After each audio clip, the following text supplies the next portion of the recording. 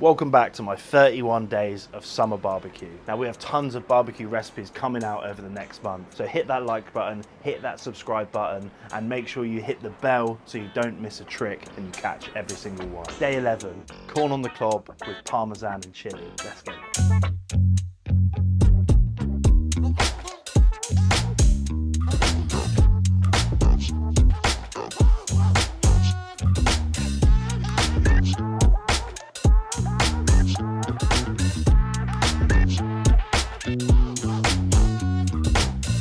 Now in all great barbecues, there's an ingredient that I love sinking my teeth into, and it's this stuff, corn.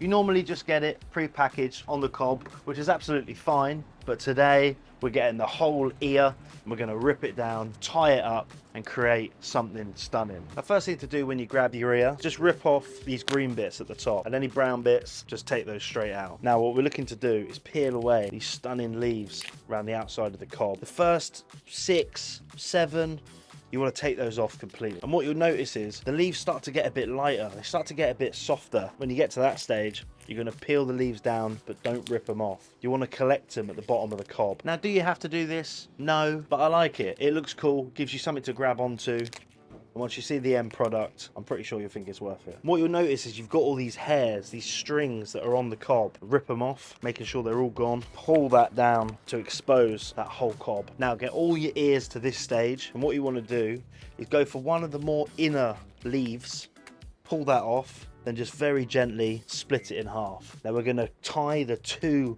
thin ends together to make a rope. Once you've got that strong together in a double knot, loop it around those leaves that you collected at the bottom of the corn, and with a double knot tie those together, and you end up with something that looks like this.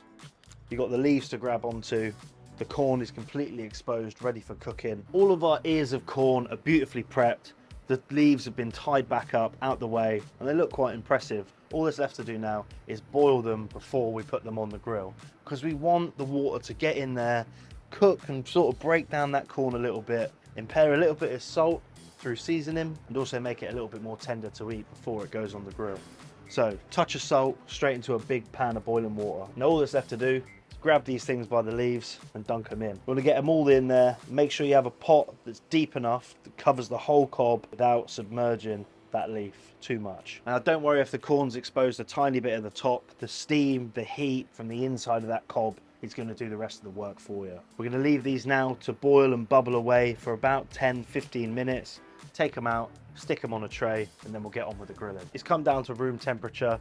It's yellow, it's stunning. You could probably eat it like this, warmed up with a little bit of butter, but we want to go one step further and grill it. My coals are hot, my grill is hot, and everything's set up for direct cooking. Now what we want to do with this is get it on there. You can get it straight on the coals if you're that way inclined, or if you've got a rack above it, just take your corn and stick it on. Very simple. But you have got to make sure your grill is hot enough, because if not, then it will dry out, it won't burn, it won't char, you won't get that beautiful smoked flavour. And if you do have your grill hot enough, what you'll find is you'll get these beautiful little blistered black chars on the outside of the corn. Now a great trick is to get a butter, cut the foil off so you've got something to hang on to, and then just rub that over the top, and the heat of the corn will melt the butter.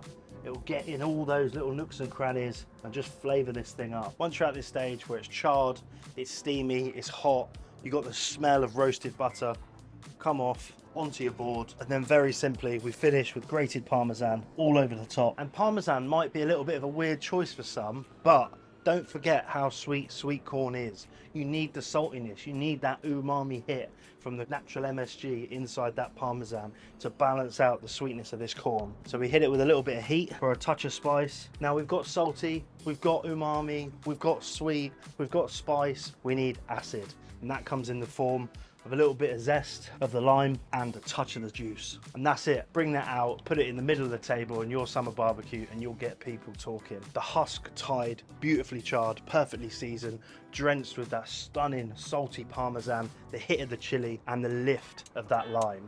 That's my stunning barbecue corn. Good enough for your summer barbecue. Avanyo!